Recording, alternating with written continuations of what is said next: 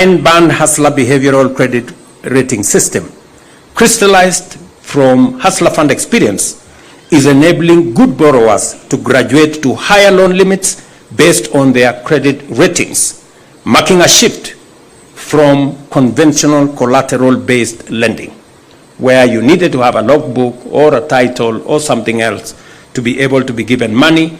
Now, just by having a good credit rating, you can actually access resources. Even as we take stock of these achievements today, we acknowledge that much more remains to be done to unlock the full potential of the MSME sector in creating secure and sustainable jobs for the many young people entering our job market every year. Through initiatives such as the National Youth Opportunities Towards Advancement Nyota program, which supports youth entrepreneurship with capacity building and seed capital, the Kenya Jobs Economic Transformation Program, normally known as KJET, which aims to boost enterprise competitiveness and productivity to generate quality and sustainable jobs for our youth. The government is fully committed to supporting private sector growth. Ladies and gentlemen, even as we celebrate our MSMEs today, we must confront a painful reality. And I want to express my deepest regret for the loss of lives, looting and wanton destruction, and loss of valuable property belonging to our traders who were deliberately targeted by criminal elements during the protests this week. Besides the regrettable loss of lives, the biggest victims of this chaos were our hard-working traders and entrepreneurs who wake up early every day to find some of their businesses and hustles reduced to ashes, and others with broken doors and empty walls or empty stalls. Let me say this: the right to peaceful protest is protected by our Constitution. We respect and uphold that right. But what we witnessed was not peaceful protest. It was calculated chaos. It was violence. It was destruction. And it was economic sabotage. Let's call it what it is. That is what it was. Shops were looted. Businesses, some built over decades, were burnt to the ground. Market stalls destroyed. Warehouses ransacked. Investments worth billions of shillings wiped out in hours. The livelihoods of hard-working Kenyans have been shattered by deliberate acts of lawlessness. It is anarchy dressed in freedom colors. This is disorder disguised as democracy. Is this the Kenya we really want? I dare ask. Do we want to build, or do we want to destroy? Do we uphold the law only to exploit its protection, to sow chaos and cripple our economy? Is this what freedom really means? Is it freedom to ban what others have built? Those elements doing this are not fighting for freedom. They are attacking freedom. I expect the Inspector General of Police and all relevant security agencies to conduct immediate, thorough, and speedy investigations.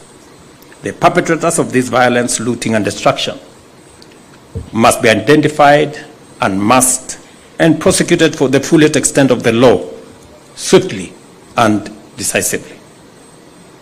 Kenya is a country governed by the rule of law, and the government will not allow such acts to destroy lives and livelihoods. To the political actors who think they can exploit the genuine aspirations of our young people to foment chaos, violence, and destruction, the wheels of justice will find you and deal with you firmly, decisively, within the full letter of the law. For those who want power, the Constitution is clear. Elections will come. Formulate a better plan, convince the people of Kenya, win fairly. That is how change happens in a democracy.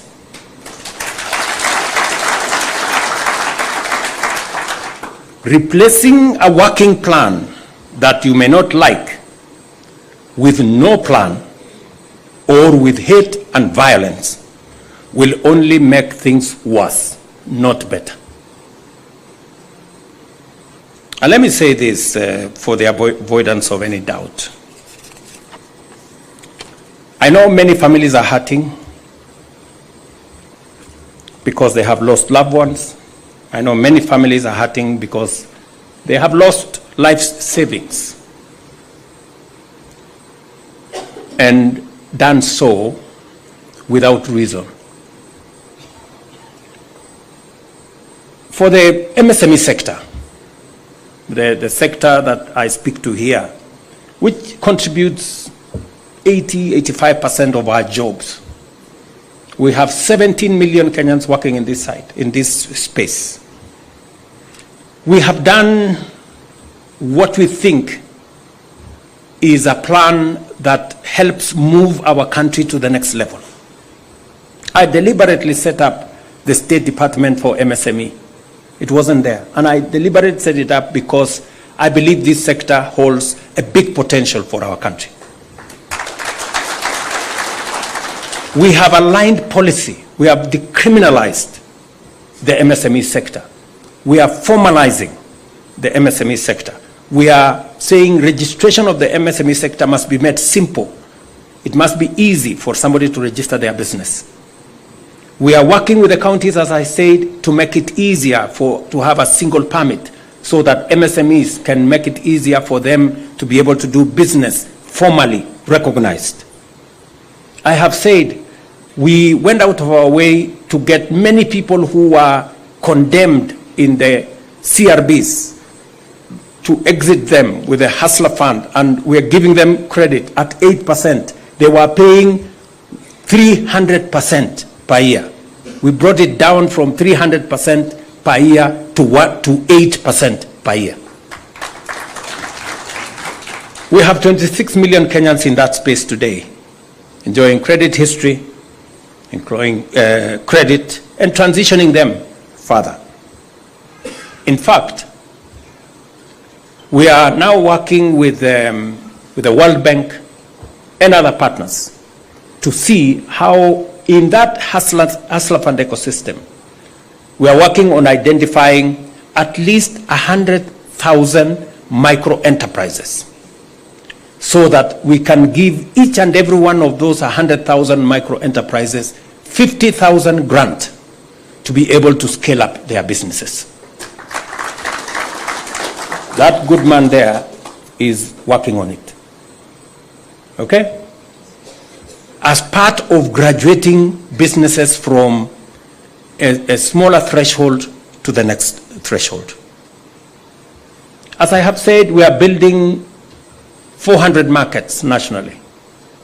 Again, to provide opportunities for micro enterprises, small enterprises who do business in our markets to operate in a decent place with proper trading flows, with access to hygienic facilities, making sure that we have cold rooms, making sure that we have ICT hubs, making sure that even women who have young mothers can have a place to go and attend to their children in the market space.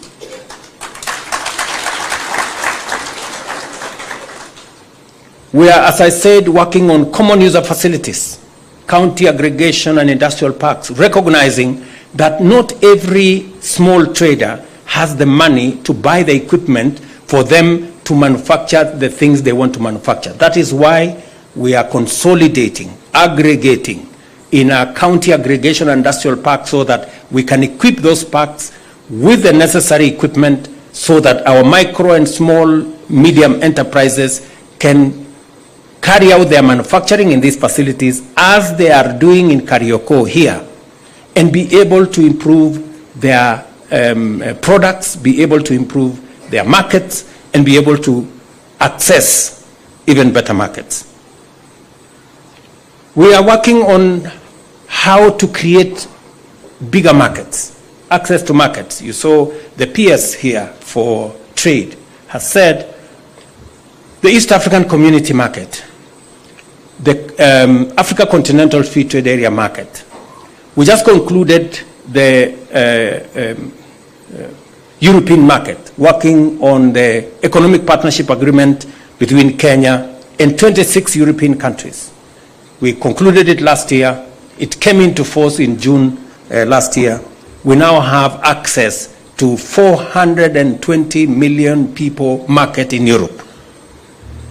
We have concluded agreements with UAE. We now have signed agreement with the UAE market. Last couple of weeks, we also agreed with the 1.4 billion people market of China. I was in China 2 months ago. I had an engagement with President Xi, and he gave me undertaking that they are going to consider Kenya, alongside other African countries, for tariff-free access to their market. Now, a few weeks ago, that was finally concluded at the FOCAC meeting, where I had sent Minister Musalia Mudavadi, and now Africa is preparing itself, and Kenya is at the front on how we are going to access that market with our products, with our tea, with our coffee, with our macadamia, with our avocados, and all the other things that we are producing here. And we do not want to send our tea or coffee to China in sacks. We want to send it in packets where we are making sure that we have added value, we have processed, and we are getting more value. In the finance bill that I signed yesterday, we have removed all taxes on packaging material for tea, coffee, and all the other export products because we want to domesticate manufacturing in Kenya. We don't want to take our products in raw form to any part of the world. This is the plan. This is the implementation we have. What I'm asking is that, because I have tried to listen to the people organizing the demonstrations, and they have said three things. They have said they love Kenya, but they hate the leaders. And they have talked something about one term. And they have said Ruto must go.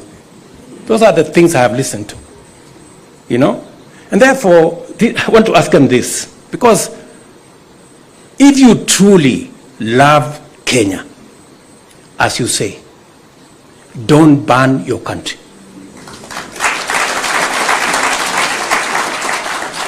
If you are telling us you truly love this nation, don't be part of the problem.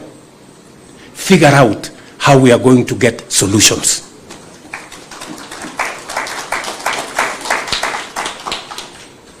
If you hate the leaders, I want to tell you, hate brings conflict. Conflict brings violence. Violence is not a solution to unemployment, is not a solution to any of the challenges that Kenya is facing. So, if your strategy is anchored on hate for other people, for leaders, how are you going to provide a solution for our nation? If your protest and demonstration is anchored on hate for others, we must be honest, we must be candid with ourselves as a nation, because what is going on in these streets, people think it is fashionable because there, take selfies, post on social media. I want to tell you, if we continue that way, they will finish with the small enterprises in downtown. They will move They will be in Kileleshwa, they will be in Lavington, they will be in Karen, they will be everywhere, and we shortly will not have a country. I don't know whether that is the direction we want to go. And if it's a question of terms, the Constitution already has sorted out and settled the issue of terms. Terms are limited. You can either be 1 term, you can be 2 term. Maximum. You cannot have more than that. So what is this craze about terms? The Constitution already provides for those terms. So please, let us look for the solutions of our challenges. And solutions cannot be found in terms. Solutions are found in strategy and a plan. And if it is Ruto must go, tell me how you want me to go. What? You know, I mean, let's be honest with ourselves. What do you mean? What do you mean by Ruto must go? How do I go? Because we have a constitution in place, dear people, right? Yes. If you want Ruto to go, please, my simple advice to you, look for a better plan. Convince the people of Kenya that you have a better plan. This one of mine has created 250,000 jobs in the housing sector. Look for one that creates 500,000. This one of mine, I have brought down the cost of unga from 240 to 160. Look for one that brings it to 50. Violence will not. Anarchy will not. It will not sort out our country. Let us not fool ourselves. So, let's be honest to one another. I have listened to what these people are saying. So, if you want Ruto to go, please, do the honorable thing, you know. Develop a better plan than the one I have. Yes. The one that creates more jobs than the one I have. The one that brings down the cost of living than the one I have. The one that creates more opportunities for the young people of Kenya than the one that exists, you know. Do not tell us that you hate so-and-so. This one must go. That one must have this term or the other. And you have no strategy.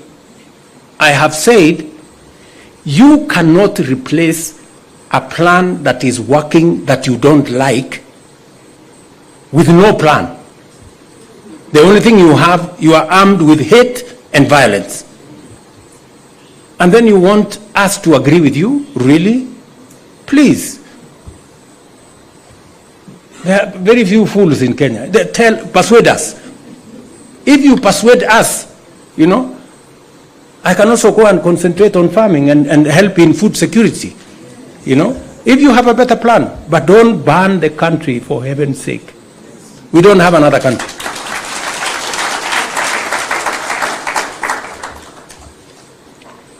And I want to ask the leaders, religious leaders, political leaders, who are encouraging this movement towards violence and chaos and anarchy. What is your plan? So, you're telling these young people to burn the place. You're telling them to cause violence. So that what happens? So that we move to where? You know? So these are questions that we need to ask ourselves as Kenyans, you know? Because if we go this route, we will not have a country. Yes. And the country does not belong to William Ruto. The country belongs to all of us. And if there is no country for William Ruto, there is no country for you. You know, so no. So let's really be honest with ourselves, and let's be candid. What is it that we are trying to achieve? Yeah. So, finally, good people, to the MSME sector, your resilience in our nation's, is our nation's strength. Your success is our collective prosperity. Kenya will not be held hostage by violence. We will protect our economy, defend our democracy, and secure the livelihoods of all Kenyans. It is the responsibility that is on my shoulders now, and I want to assure this nation I will do the best that I can to protect everybody and to protect everybody's business, because it is the responsibility that I have at the moment. Until that responsibility is exercised by somebody else, I will do it.